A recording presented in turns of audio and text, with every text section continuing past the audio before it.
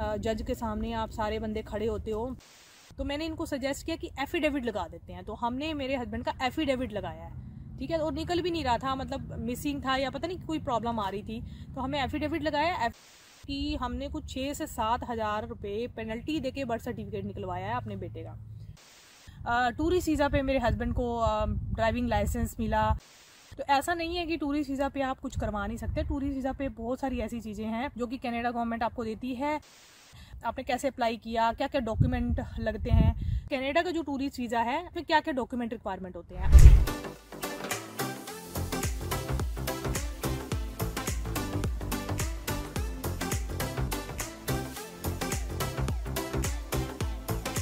Welcome back to my channel. और अगर आप मेरे चैनल पर नए हैं तो मैं अपनी इंट्रोडक्शन फिर से दे दूं। मेरा नाम योगिता है। मैं टूरिस्ट वीज़ा पे यहाँ पे आई थी और मैंने वर्क परमिट अप्लाई किया। LMI बेस्ड वर्क परमिट था।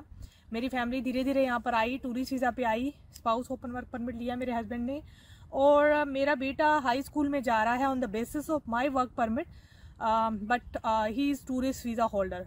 तो ये प्रोसेस चला हुआ है। देखते हैं PR की जर्नी हमारी कब कंप्लीट होती है। और जो मेरे स्ट्रगल रहे हैं, जो मैंने यहाँ पर आके एक्सपीरियंसेस लिए हैं वो मैं शेयर कर रही हूँ आपके साथ। और अगर आपने अभी सब्सक्राइब नहीं किया मेरे चैनल को, सब्सक्राइब कर लें, क्योंकि मुझे ऐसा लगता है कि जो मेरी जर्नी रही है वो काफ़ी डिफरेंट रही है। मैं कितनी यहाँ पर लड़कियाँ देखती हूँ, लड़के देखती हूँ, मतलब मोस्ट ऑफ द जिनसे लोग हैं वो एक सपोर्ट के साथ आए हैं, मतलब PR लेके आए हैं या फिर वर्क परमिट मिल गया था इंडिया में बैठे हो, या किसी फैमिली ने सपोर्ट किया है, most of the families. But बहुत ऐसे कम लोग हैं जो कि टूरिस्ट वीज़ा पे यहाँ पर आए और फिर वर्क परमिट अप्लाई किया और एक जेन्युइन एम्प्लॉयर ढूंढा और वहाँ पर मेहनत की और सारी चीज़ें अपने आप की। मतलब बेसिकली टूरिस्ट वीज़ा पे मेरे हस्बैंड को ड्राइविंग लाइसेंस मिला। और कई लोगों को ये भी नहीं पता होता कि आप यहाँ रह के ड्राइव कर सकते हो, नहीं कर सकते। टूरिस्ट वीज़ा पे G लाइसेंस लिया जो कि मेन लाइसेंस होता है ड्राइविंग का। और भी बड़ी सही, यहाँ तक कि हेल्थ कार्ड लिया। टूरिस्ट वीज़ा पे मेरे हस्बैंड के पास हेल्थ कार्ड था और उनके जो भी ट्रीटमेंट हुए वो फ्री हुए। उनकी एक सर्जरी भी हुई थी, वो फ्री हुई। और अगर आप इसकी इन्फॉर्मेशन चाहते हैं तो मेरे चैनल पे जाएं और वो भी आप ले सकते हैं। तो ऐसा नहीं है कि टूरिस्ट वीज़ा पे आप कुछ करवा नहीं सकते। टूरिस्ट वीज़ा पे बहुत सारी ऐसी चीज़ें हैं जो कि कनाडा गवर्नमेंट आपको देती है, बट आपका एक स्पाउस वर्क परमिट भी होना चाहिए, वो भी ये कंडीशन है। तो जो आज मैं बात करने जा रही हूँ वो टूरिस्ट वीज़ा से रिलेटेड करने जा रही हूँ। जो मेरा आज का टॉपिक रहेगा वो टूरिस्ट वीज़ा से रिलेटेड रहेगा, क्योंकि मैंने टूरिस्ट वीज़ा अप्लाई किया था और मेरे को बहुत सारे मैसेजेस आते हैं और कहते हैं लोग कि आपने कैसे अप्लाई किया, क्या क्या डॉक्यूमेंट लगते हैं। तो मैंने US का भी खुद ही किया था अप्लाई। US का पता नहीं ये इतनी हिम्मत कहाँ से आई थी मेरे अंदर।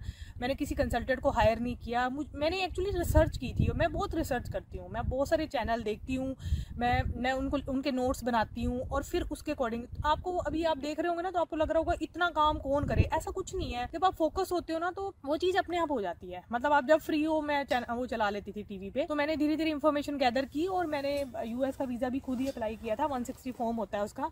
और मेरी सिस्टर ने इन्विटेशन दिया था, वो वहाँ पर ग्रीन कार्ड होल्डर थी, चलो एक ये प्लस पॉइंट था। बट खुद अप्लाई करना और फिर इंटरव्यू दे के आई थी, वहाँ भी हम बहुत नर्वस थे। तो वो मैं आपसे शेयर करने जा रही हूँ आज कि कनाडा का जो टूरिस्ट वीज़ा है फिर क्या क्या डॉक्यूमेंट रिक्वायरमेंट होते हैं। अब कैसे भरना है वो तो बहुत ही इजी प्रोसेस है।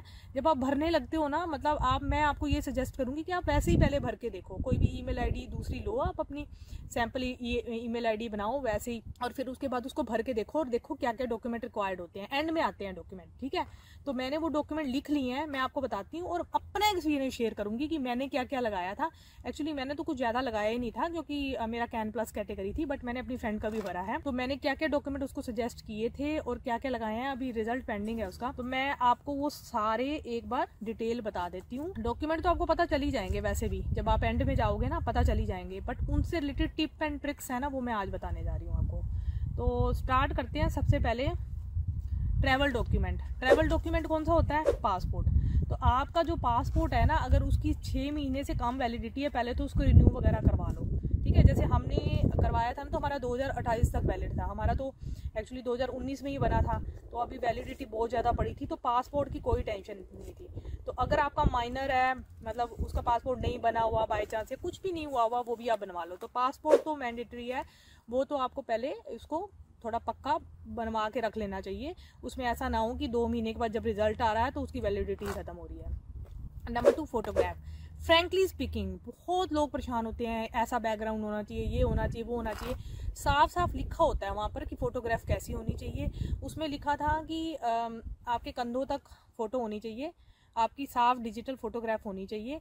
हमने तीनों ने घर बैठ के ही, आईफोन था, आईफोन से बड़ा कौन सा फोन होता है, आईफोन से हम तीनों की फोटोज की। फिर उसका डायमेंशन मैंने लैपटॉप पे, जैसे उन्होंने स्पेसिफाई किया होता है इतने बाय इतने की, तो वो मैंने एक ऐप आती है, आप गूगल सर्च करोगे तो बहुत सारी ऐप मिल जाएंगी, वो उतने ही उसमें आपको डायमेंशन में फिट करके दे देगी। और कितने KB MB हो वो भी लिखा होता है, और वो भी कन्वर्जन हो जाती है।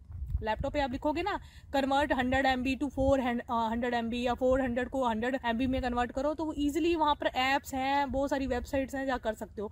आपको किसी भी फोटोग्राफर के पास जाने की जरूरत नहीं है। मेरे अकॉर्डिंग PR के लिए जरूरत पड़ती है शायद, पता नहीं, वो भी मैंने तो नहीं लगाई। मैंने तो वही फोटोज लगाई हैं जो कि मैंने टूरी सीजा पे लगाई थी। तो मैंने कंसल्टेंट ने बोला था कि आप एक बार और करवा लो। मैंने कहा नहीं, कोई ज़रूरत नहीं है, बिल्कुल ठीक है स्पेसिफिकेशन। मैंने अपने हस्बैंड की भी वही लगाई थी और वो अप्रूव हो गई थी। ठीक है, तो फोटोग्राफ का रहा, आपने किसी प्रोफेशनल से करवानी है तो आप करवा सकते हो, उसको स्पेसिफिकेशन बता देना। Number 3, proof of funds. अब देखो, प्रूफ ऑफ जो फंड्स होते हैं ना, वो बहुत ही ना एक क्रिटिकल चीज़ है। आप इस देश में आ रहे हो ना, महीने का एक इंसान का जो खर्चा होता है ना, रहने का और ये सब कुछ मिलाकर 1500 होता है। ठीक है, 1000 से 1500 आपको शेयरिंग बेसिस पे रह रहा है। और अगर वो अकेले रह रहा है तब तो 2000 कर लो। ठीक है, 2000 खर्चा कहीं नहीं गया, उसका है। 2000 का मतलब होता है 1,20,000। तो आप अगर 6 महीने के लिए घूमने आ रहे हो तो आपके पास 6-7 लाख तो होना चाहिए ना एक पर्सन के पास। तो वही कनाडा गवर्नमेंट देखती है कि ये बंदा तो आ रहा है कनाडा घूमने, इसने ना कभी यूरोप गया ना कहीं गया, तो 6 लाख तो इसके पास होना ही चाहिए।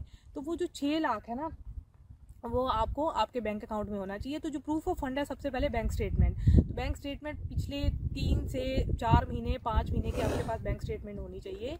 और वो ऐसे नहीं होना चाहिए कि आपने तभी डाला था या कुछ ऐसा हो, मतलब उसको मेंटेन करके रखो। अगर प्लानिंग भी कर रहे हो ना टूरिस्ट वीज़ा अप्लाई करने की, तो 6, 7, 8, 9 महीने में उसको मेंटेन करके रखो। फिर पे स्लिप्स, अगर आप कहीं जॉब कर रहे हो तो ठीक है, तो आपके पिछली 3, 4, 5 महीने की पे स्लिप्स की ये मंथली मेरी सैलरी आ रही है। फिर आपके नाम कोई फ्लैट है, मकान है, गोल्ड है, मतलब जो भी गोल्ड वगैरह पड़ा है उसका इवैल्यूएशन करवा लो। ठीक है, वो इजीली हो जाता है, गूगल पे सर्च करोगे सब कुछ मिलता है।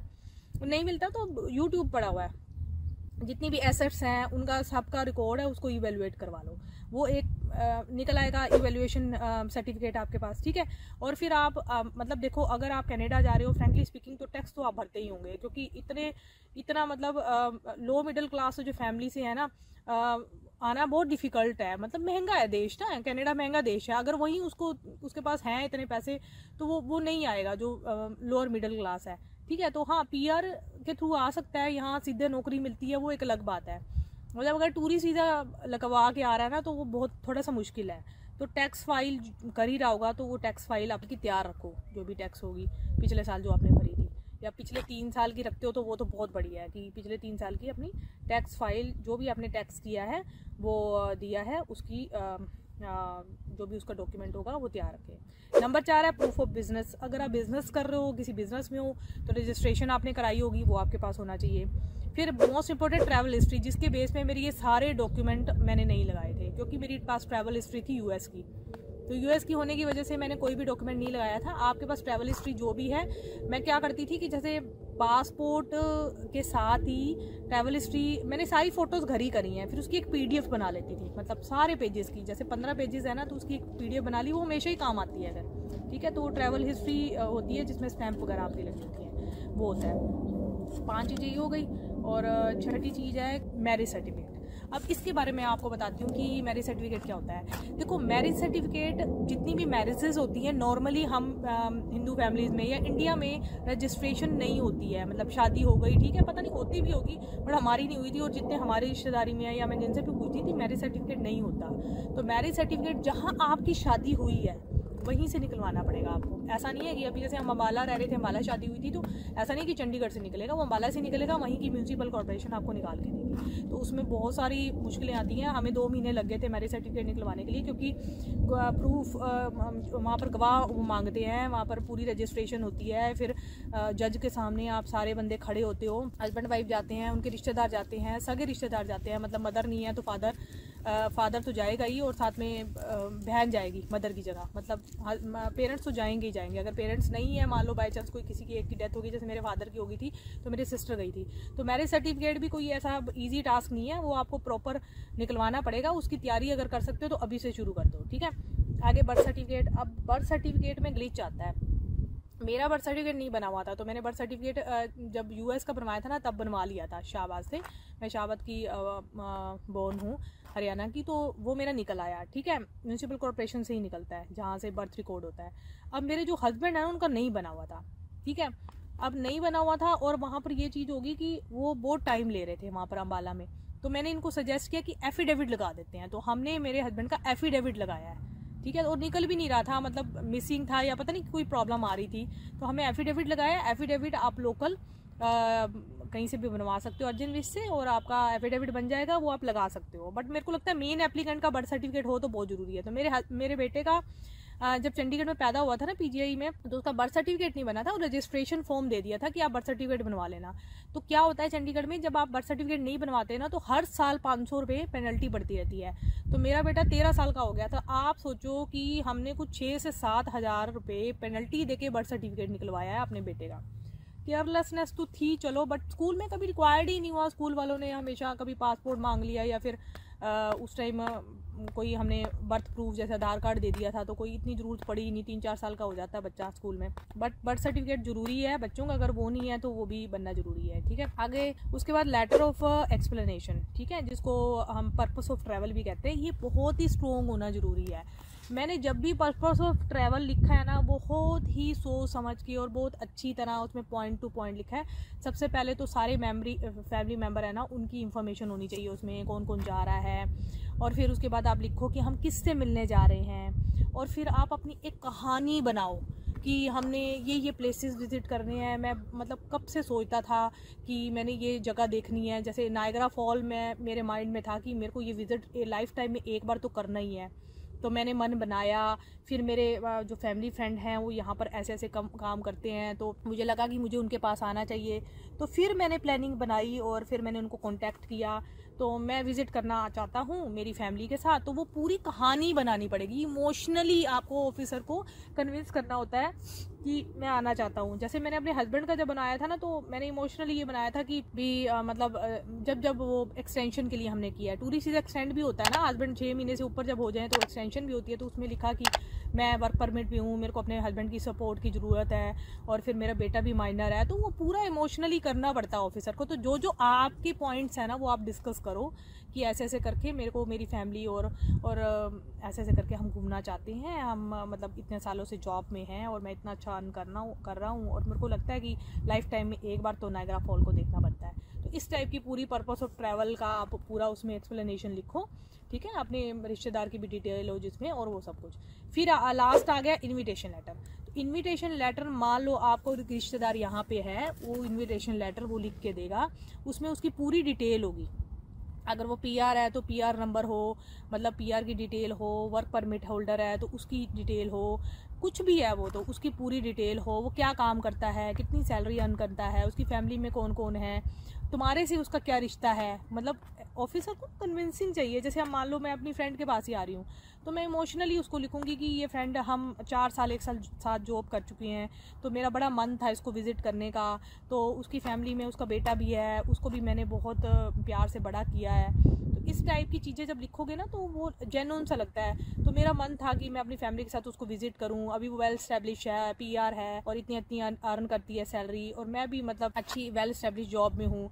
तो देखो अभी इस टाइम पे तो थोड़ी डील दी हुई है उन्होंने टूरिस्ट वीज़ा के लिए, फिर भी आपको एक अच्छी सी स्ट्रॉन्ग लेटर बनानी होगी। तो इस वीडियो में तो मैं इतना ज़्यादा नहीं बोल सकती क्योंकि वीडियो भी लंबा हो जाएगा। अगर आपको इनविटेशन लेटर और ये पर्पस ऑफ ट्रैवल लेटर के बारे में और इन्फॉर्मेशन चाहिए तो फिर मैं एक अलग वीडियो बना दूंगी इस पर कि हम और क्या क्या कर सकते हैं। और भी आपके क्वेश्चन एफिडेविट से रिलेटेड जैसे है ना, और बर्थ सर्टिफिकेट से रिलेटेड की उसकी जगह एफिडेविट लगता है कि नहीं, लग जाता है, बस मेन प्राइमरी एप्लीकेंट का बर्थ सर्टिफिकेट हो तो बहुत बढ़िया है, ठीक है। तो हर चीज़ का एक सोल्यूशन है मेरे अकॉर्डिंग ना, तो वो सॉल्यूशन निकाल के अगर चलते रहोगे ना तो लाइफ ही यही है। लाइफ में प्रॉब्लम्स आती हैं, सॉल्यूशन निकलते हैं, प्रॉब्लम्स आती हैं, सॉल्यूशन निकलते हैं, लाइफ ही यही है। तो कनाडा की जर्नी क्या है, कुछ भी नहीं है, आपको हिम्मत रखनी पड़ती है बस इसके लिए, ठीक है। अगर आपको ये वीडियो मेरा अच्छा लगा हो तो सब्सक्राइब करें, आज टेम्परेचर बहुत अच्छा है। वैसे तो अभी बर्फ़ पड़ी हुई है, ये 9 डिग्री हो गया अभी इस टाइम। तो 2-3 दिन 4 दिन में ये बर्फ़ पिघल जाएगी। फिर यहाँ पर सुंदर सुंदर सुंदर सुंदर फूल खिलेंगे, वो मैं आपको नेक्स्ट वीडियोज़ में दिखाऊंगी। तो उससे पहले तो सब्सक्राइब करना पड़ेगा, तो अभी कर दो आप सब्सक्राइब। आई होप आपको ये वीडियो अच्छा लगा हो। Thank you so much.